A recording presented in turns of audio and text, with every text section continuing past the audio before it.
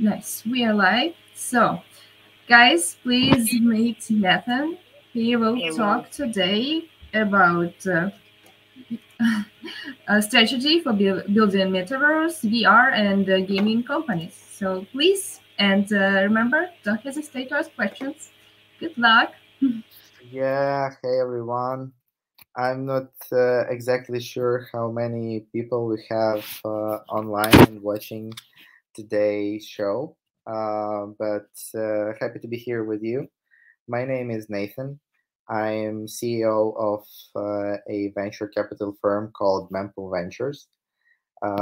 We are tightly focused on building blockchain companies, investing into super early stage organizations, and like recently, majority of our deals is definitely coming and is being associated with VR, with Metaverse, and with everything that is that is being built in digital world. So actually, the topic of today's conversation, as was mentioned by Veronica, is like what's the strategy behind building metaverse, VR, and gaming companies as of today. And I would like to share with you a bit about the current market situation, about what's happening in the metaverse and what are the most hyped topics as of today. As you all know, metaverse is such a big thing, and it includes variety of aspects such as augmented reality, virtual reality, and all the like things that are being created there that you can interact with by means of your avatar. And recently, VR and AR is being heavily developed since the VR headsets appeared about 10, 15 years ago. They've made a huge progress from being super heavy helmets to something like real glasses as of today. And the level of immersion had significantly increased as well. Um, the current market and the current status of majority of VR projects is super early on. Most of the projects that are being built today for VR, they are mostly gaming projects, um, like as well as for AR actually. So gaming and metaverse is something that is super tightly interconnected. And um, as of today, like majority of the games that are being created in the metaverse, they are looking for the right strategy to launch, and a lot of the companies are today looking into the blockchain space, into NFTs, into launching own tokens and own sort of economies around the game. And I wanted to concentrate my speech a bit about on this particular aspect, as I'm personally working in the blockchain space and blockchain field for the last 7 years. Uh, we've been building variety of tokenized companies, including VR companies that are now being there in the market. So I'll just out of on top of my head, we can recall a wonderful company called NetVRK that built a multiverse with a variety of creators tools that you can use today to sort of create your own VR experiences and share those VR experiences with your friends, colleagues, and use it in ways. Um, so today, a lot of gaming projects are looking into NFT and tokenization, and why they are doing that. It's the difference is very simple. When you look into like regular games, like for instance, World of Warcraft, right? A lot of people know World of Warcraft or Lineage. The game itself is super popular. The model of MMORPG is super well known, and there are a lot of players playing the game. But how can you monetize on you playing the game? There is actually no legal way for you as a gamer to monetize on what you're doing inside of the World of Warcraft metaverse. Everything inside the game, all the gaming items, gold, and all the rest of the stuff is being owned by the game issuers. Um, from one perspective, it is good because you're not facing any particular regulations with regards to FINMA, and FINRA cannot come to you, or SEC cannot come to you and tell you that some of your in-game items are now considered to be securities, right? This is good. But on another hand, gamers are unable to monetize on their gaming time, on the time they spend inside of the game, which is a complete difference from what happens when you go to the gaming world where you are playing with an NFT character, which is transformed into your avatar. So, modern society is willing to immerse themselves in a metaverse in more profitable way for themselves, so that it's not just gaming, not just the process of you wasting your time and having fun, but also making money at the same time. One of the first such models was introduced by Axie Infinity. A lot of you probably already know about the play to earn mechanism.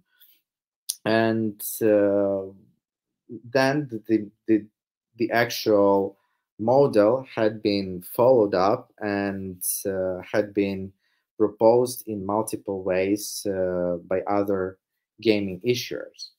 So today there are multiple games appearing in the market offering play to earn model. So actually play to earn model is something a bit different from the traditional metaverse as we used to know it before this global tokenization process, right? So in the modern scenario of play to earn games, you can purchase items that you would usually purchase with your that in the previous versions of the metaverse you would have purchased like just for the sake of having those items. There used to be some donuts, right? There used to be some gams or in-game gold that you could purchase for real money, but then you could only use it inside of the game as a solo gamer or in some multiplayers. But that's it. That was pretty much it. So you were not able to monetize on it. But today, when purchasing NFTs of some particular games, you're able, with help of those NFTs, earn some other coins or other NFTs.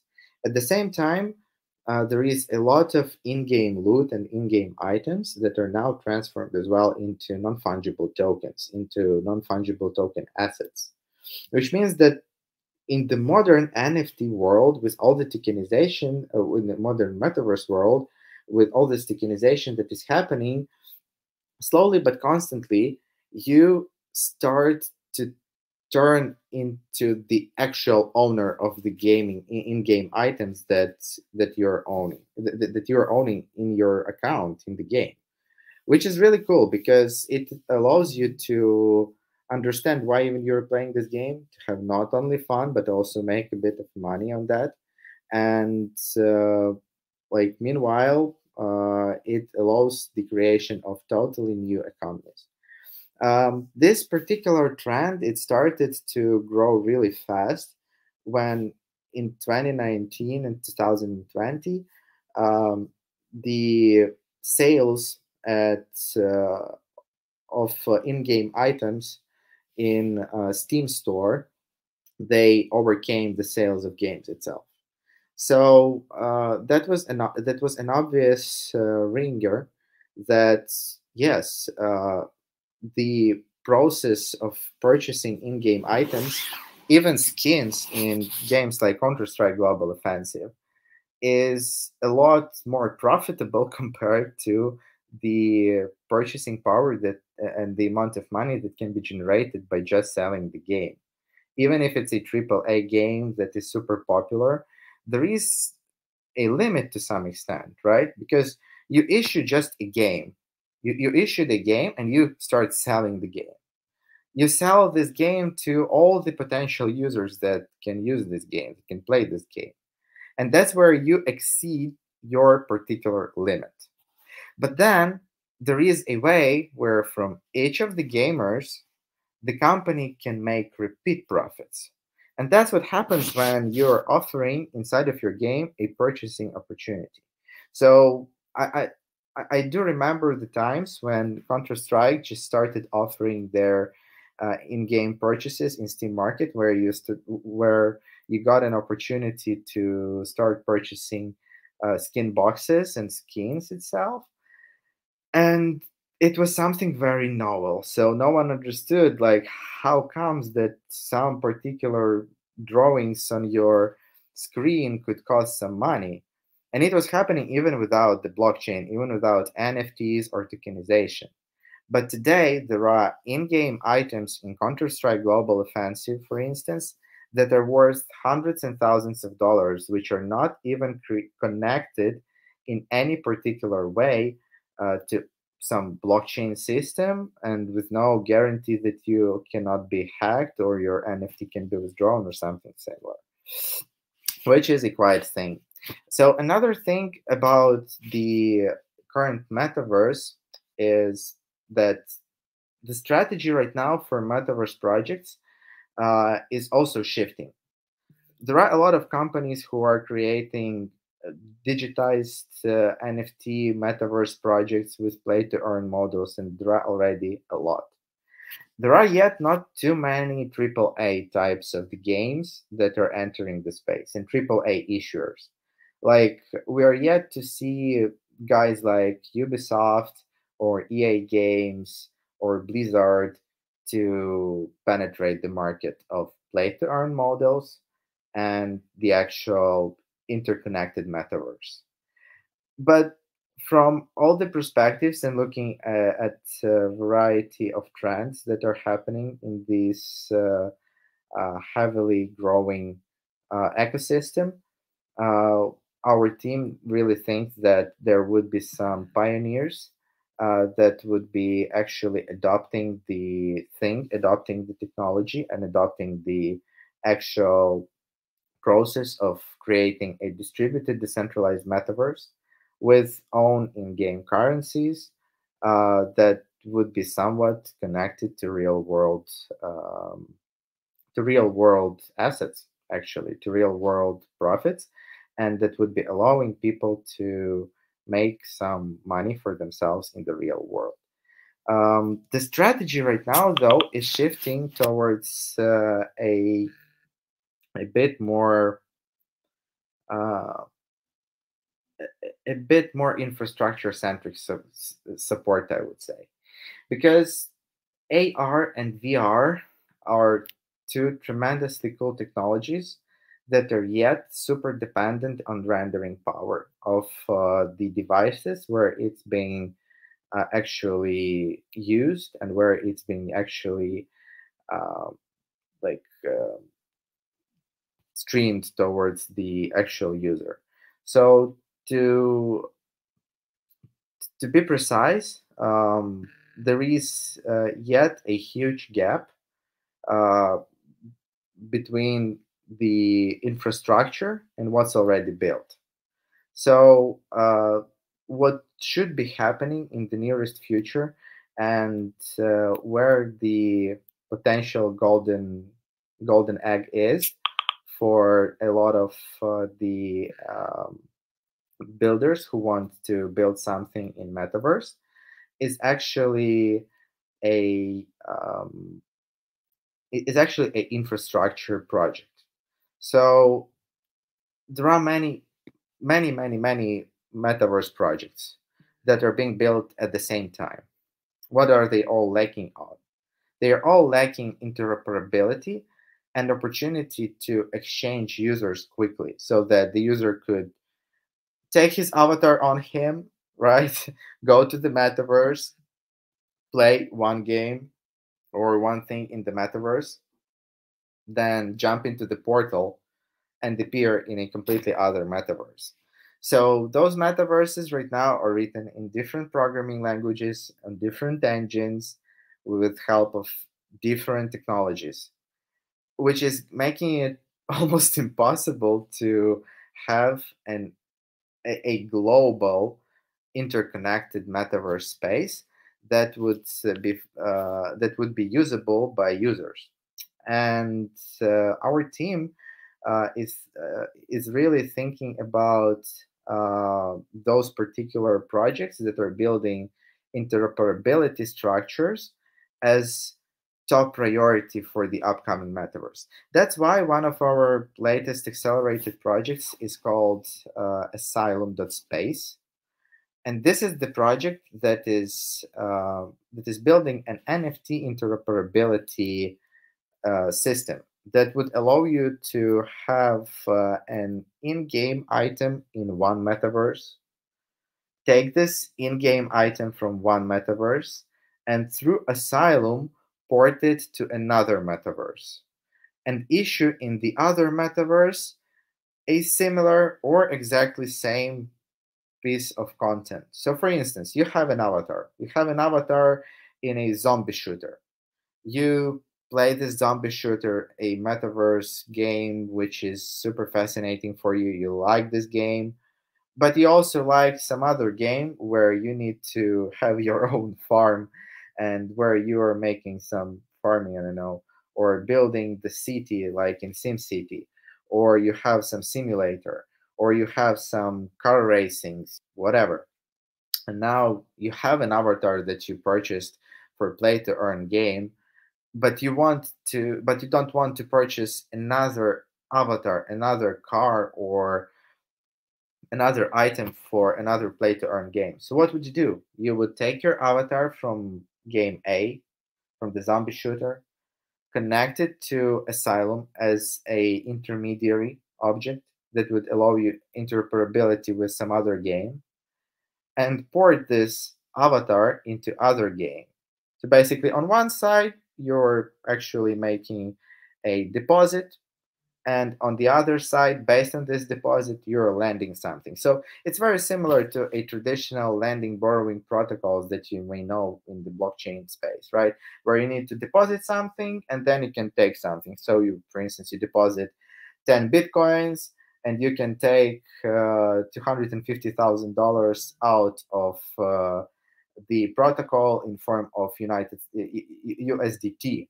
Then you can use your USDT because it's your C20 token. You can make different things with it. You can go for staking, farming, liquidity mining, whatever, what need you. And then bring it back, put it back with some small percentage on top of that, like for instance, 255,000 USDT need to be brought back, and take back your 10 USDT. So you're keeping your USDT that you owned during the processes of mining and etc., and you keep your 10 bitcoins. As simple as that. So the process here with this interoperability protocol that we are supporting and building together with Asylum is pretty similar. And this is just one part of the infrastructure that is now being created, but there are many other parts of the infrastructure that yet need to be created. And so out of all the stuff that is happening in Metaverse today and everything that is being built, I would frankly say that young and new projects should definitely think about building some infrastructure things that would simplify the interaction between different metaverses and would help those metaverse things to interact with each others, just like being separate cities or separate countries in the global map of metaverses. Because some of the bright minds of and novelists and innovators are all saying that metaverse is too big to be well populated. So we need to create something that would allow people to a move between metaverses easily, B, find each other in the metaverse more easily, and C, to create this seamless interactability and allow people to enter different parts of the metaverse with a single click of the button. So yeah, I see that our moderator Veronica is here Yep, with us again. yep, I joined you. Thank you for such a great speech, Nathan. And it's time for a couple of questions. So here's from our audience. What is the difference between blockchain and gambling? Oh, so there is a huge difference between blockchain and gambling. Actually, gambling is when you're making bets, actually, or playing with some assets. The blockchain itself is a decentralized ledger, a decentralized database. So it's a technology. I would say that there are multiple gambling processes that you can put onto the blockchain to ensure that no one is cheating on you, that no one is making some some wrongdoing when you're playing cards, but on the blockchain. It can save some of your money if you know how to play cards, if you like gambling, but you will do it on blockchain. There is a higher chance that everything would be fair. Okay, thank you. And large corporations are joining the metaverse race, bringing previously untapped industries with them. And do you believe that small businesses will follow them or not? I do believe that there are so many small businesses already following the trend. And the metaverse thing, uh, like my, small businesses are most likely will be creating some great things for metaverse that are not yet being created, and big players, they would be making the acquisition all around the place, just like you know all the stuff about Facebook acquiring Instagram and others and others and others, right? Just because there was a smaller organization that started growing, the giants saw that this is happening and decided on the acquisition. And in the modern world, acquisitions are happening even sooner. So there are groups of scouts who are already scouting for best of the best metaverse projects from top tier venture capital firms like Anderson Horowitz, Pantera, and others.